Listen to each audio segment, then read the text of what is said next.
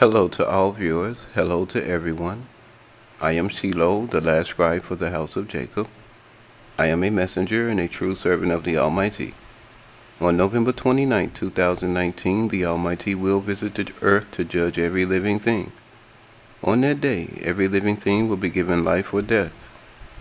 The Almighty has caused me to see who I am and to know that I am a real descendant of the house of Jacob. This video is part 1 of a series of videos that covers everything in the book of Genesis from chapter 1 to chapter 50. With all the confusion removed, with all the allegories removed, in these series of videos you will hear the truth of the book of Genesis according to the Almighty, according to what the Almighty commanded the house of Jacob to keep recorded. I start from the very beginning because the Almighty declared the end at the beginning. Isaiah 46:10 says, declaring the end from the beginning, and from ancient times the things that are not yet done. This video series covers my manuscript also titled, The Almighty, the Beginning, His Creation of Mankind, His Promise to Judge Mankind, His War Against the Elohim, His New World and Order. From what the Almighty has taught me, I was able to create this manuscript. Now in time, before the Almighty's Judgment Day on November 29, 2019, I will be putting out more series of videos that cover the other books of the Holy Bible. But again, in order to understand the end, you have to first understand the beginning. With this being said, let's begin the book of Genesis, unsealed and untold. As a book of legal law, this doctrine is legal. This doctrine is the record of the honor, glory, reputation, authority, and righteousness that comes from the Almighty, the All-Supreme Being, the All-Supreme Ruler, the Creator of all things.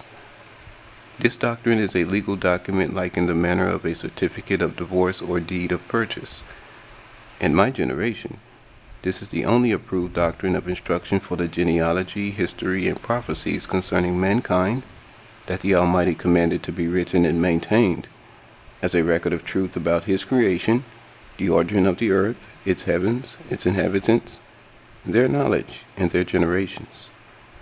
At the end generations of mankind, the Almighty's record, His book of life, will be used as evidence when He, the Almighty, takes His stand for His judgment to enforce His cause upon all the earth. His record will serve a formal accusation and legal indictment. It will be used to illustrate and show that a system, a situation, or an individual person is bad and deserves to be condemned. As follows, only on these conditions, only for the Almighty's cause, at the request of learned kings, rulers, and judges able to read and understand the scriptural writing in its written order, my doctrine about the Almighty can be used to execute its written instruction that comes from the Almighty. My doctrine is to be observed and is reserved for learning about the honor, glory, reputation, authority, and righteousness that comes from the Almighty. This doctrine about the Almighty began with the first man for the species of Ish. This doctrine about the Almighty began with him by the command of the Almighty Himself. This doctrine about the Almighty is and always will be appointed to the persons of the chosen posterity of the species of Ish. All those persons ordained and appointed to keep and declare this record are to observe, care for, execute, and maintain this record according to its original truth, for an everlasting duty through all generations. In the beginning, before there were former things, there was the Almighty, the All-Supreme Being. The Almighty is the first existing entity before the existence of time and space. He alone is self-existent. He alone is the most ancient being, because He is the first existing entity before there was time. He is the first living being before all creation. He alone is the most blessed being and the most glorious being. He alone is the most holy being and the most righteous being. He alone is all-powerful and all-knowing. He is the Almighty, the only Almighty being. He alone is of everlasting life and ever-flowing energy. He alone is the source of everlasting life and everlasting power. His word alone is life or death, and by his word alone he commands life or death. His word is the most holy. All life belongs to the Almighty, the creator of all things. He alone created all things known and unknown. Without the Almighty, nothing can exist. Nothing can have life. He is the first king of all kings, and he is the finest of all kings. In the beginning, before time, before former things, surrounded by complete darkness, the Almighty chose to create new conditions and circumstances using transformations. With his divine mind of activity, the Almighty gave birth to a concept to create a world that can sustain life. The Almighty considered this world with life, and he considered what was needed to sustain its life. In his divine mind, first he saw it, then he decided to create two visible heavens for this world. One heaven with an atmosphere of air, and a higher heaven with its own atmosphere. The higher heaven would be visible through the lower heaven's atmosphere, and the lower heaven's atmosphere contained air for life. Opposite to this world that sustains life, the Almighty considered. He foresaw, then desired to create a place where there is no living. He decided to create a place of rest for the dead.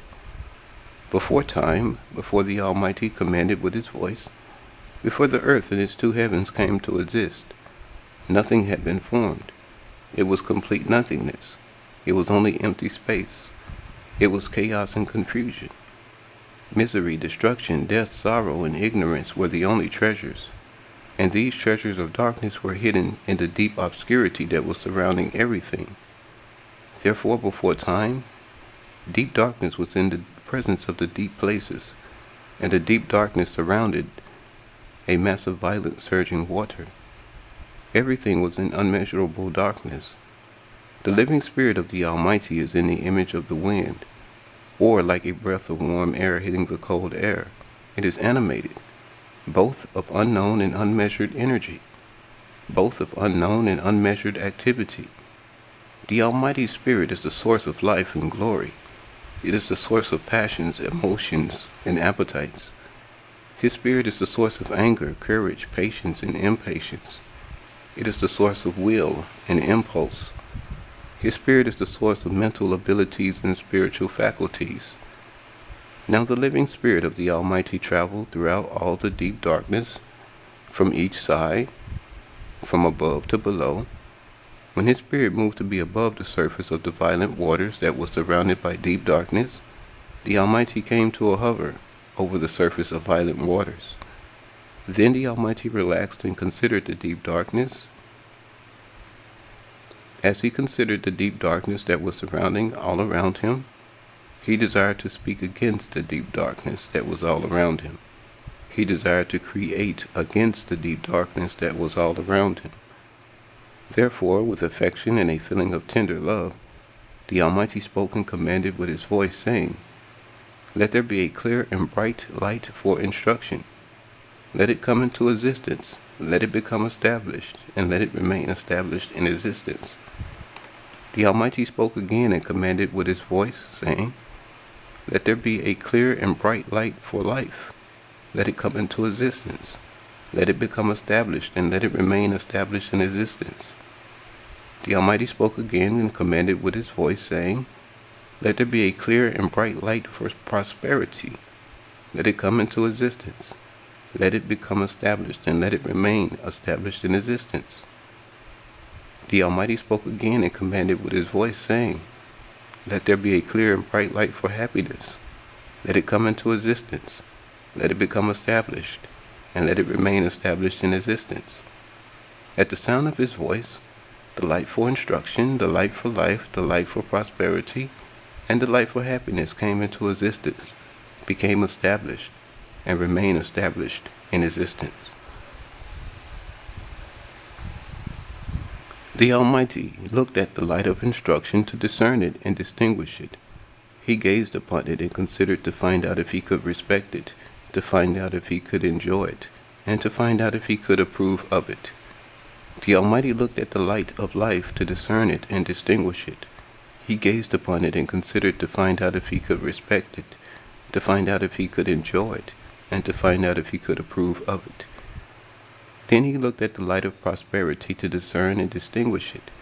He gazed upon it and considered to find out if he could respect it, to find out if he could enjoy it, and to find out if he could approve of it. Afterwards, the Almighty looked at the light of happiness to discern it and distinguish it.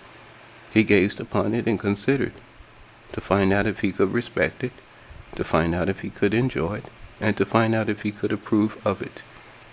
As he observed the light of instruction, the light of life, the light of prosperity, and the light of happiness, as he considered these ideas, the Almighty saw how these lights shined brilliantly and gloriously among the deep darkness that was of misery, chaos, ignorance, sorrow, and nothingness.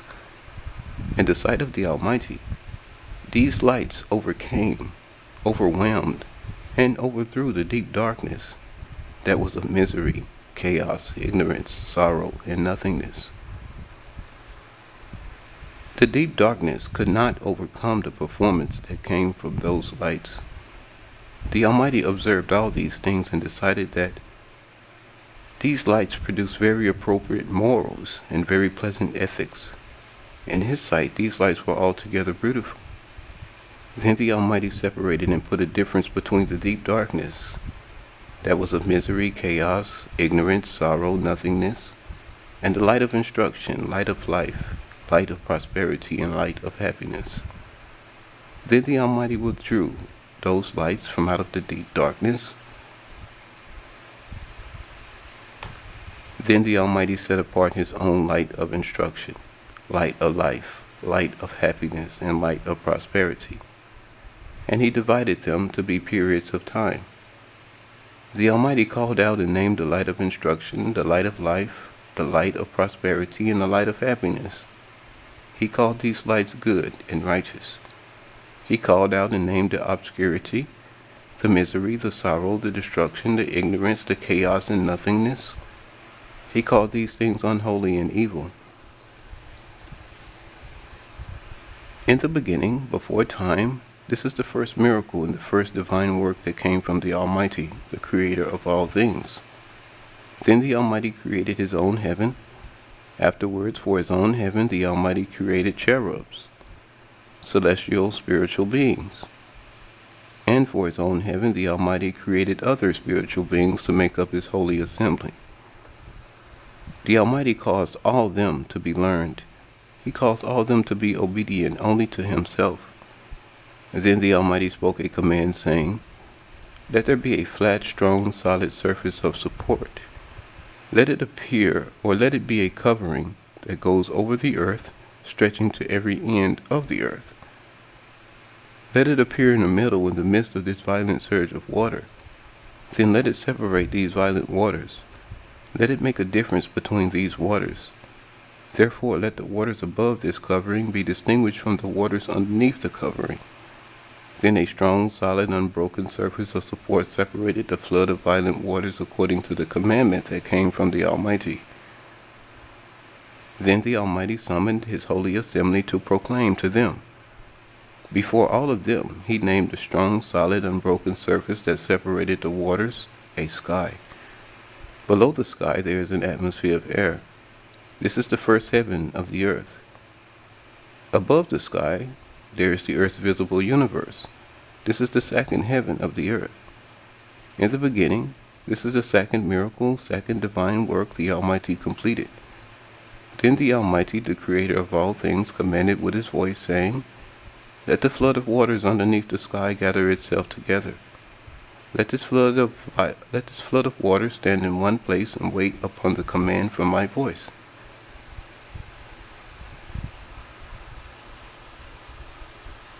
Then let solid rock and dry soil appear on it, and this will be the surface of the ground. Solid rock and dry soil appeared, and the Almighty gazed upon it. He inspected it and enjoyed it. Made of solid rock and soil, the Almighty caused the ground to form a mass of land, and it remained as it was. This was according to the command that came from the voice of the Almighty. Then the Almighty summoned His holy assembly to proclaim to them. Before His holy assembly, the Almighty named the violent flood of water that had gathered together underneath the sky. He named it the seas. Then the Almighty named the ground made of solid rock and soil earth. The Almighty considered and looked upon the earth and the seas, to discern them, to learn about them, to distinguish them, to see if he could respect them, to see if he could enjoy looking at them, to see if he could approve of them.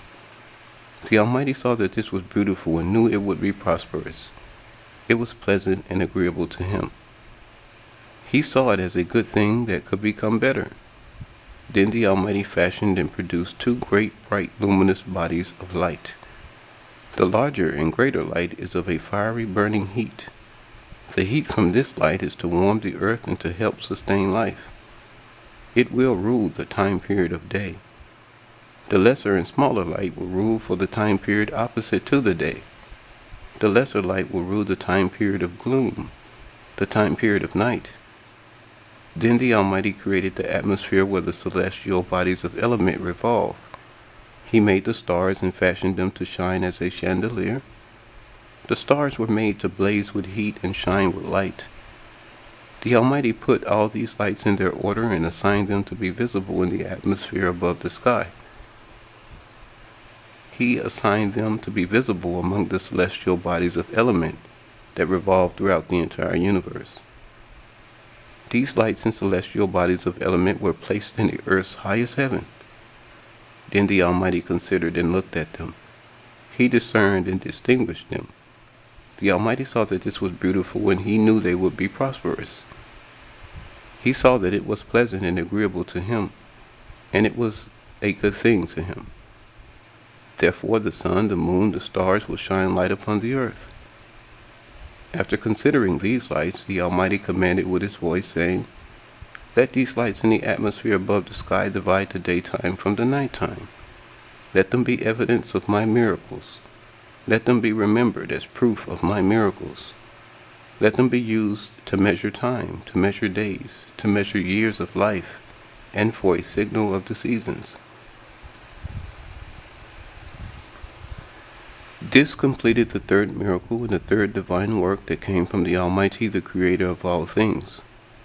Then the Almighty considered and commanded with his voice, saying, "Let the soil of the ground bring forth vegetation. Let the soil of the ground sprout green grass, green plants, and tender herbs after its own species. Let the green plants and tender herbs conceive to produce seed that can be scattered and sowed. Let the soil of the ground bring forth fruit each after its own species. Let the soil of the ground bring forth trees with branches each after its own species. Let the soil bring forth stalks of woody flax each after its own species. Let the soil bring forth fruit trees whose seed is in itself, each after its own species." All these things came into existence and remained, therefore it was so, according to the commandment that came from the Almighty.